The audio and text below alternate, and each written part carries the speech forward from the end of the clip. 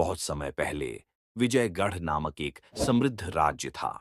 वहां के राजा अनिरुद्ध न केवल एक वीर योद्धा थे, बल्कि न्यायप्रिय और प्रजा के प्रिय शासक भी थे। लेकिन उनकी सबसे बड़ी विशेषता थी कि उन्होंने आज तक किसी से प्रेम नहीं किया था, जबकि उनका विवाह योग्य समय निकल रहा था। एक रात राजा अनिरुद्ध ने एक अजीब सपना देखा।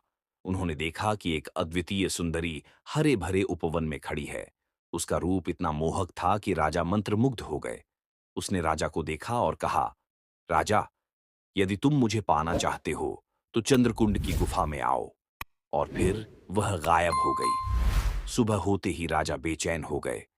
कौन थी वो स्त्री? क्या यह कोई संकेत था? उन्होंने अपने दरबारियों से चंद्रकुंड की गुफा के बारे में पूछा, लेकिन किसी को कुछ पता नहीं था।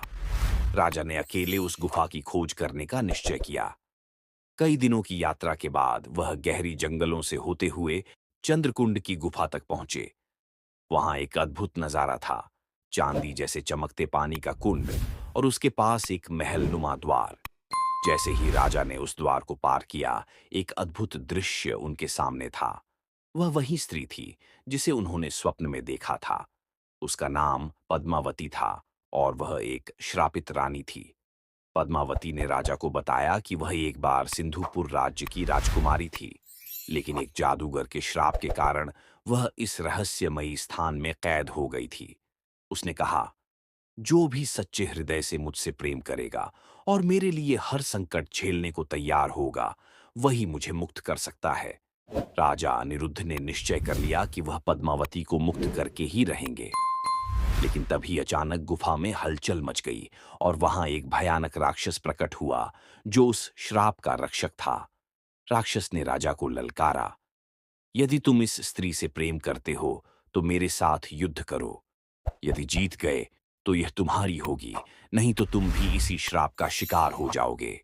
राजा अनिरुद्ध ने अपनी तलवार निकाली और राक्षस से भीषण युद्ध किया।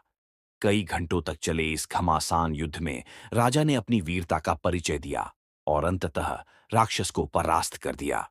जैसे ही राक्षस मरा, गुफा रोशनी से भर गई और पद्मावती का श्राप समाप्त हो गया। वह अब एक सामान्य स्त्री बन गई थी। राजा ने उसे विजयगढ़ ले जाकर विवाह कर लिया। राजा अनिरुद्ध और रानी पद्मावती की प्रेम कथा विजयगढ़ के हर व्यक्ति को याद थी। यह प्रेम की शक्ति, साहस और निष्ठा की एक अमर गाथा बन गई। कहते हैं कि विजयगढ़ का चंद्रकुंड आज भी उस कहानी की गवाही देता है और जो भी सच्चे प्रेम से वहां जाता है, उसे अनोखी ऊर्जा का आभास होता है।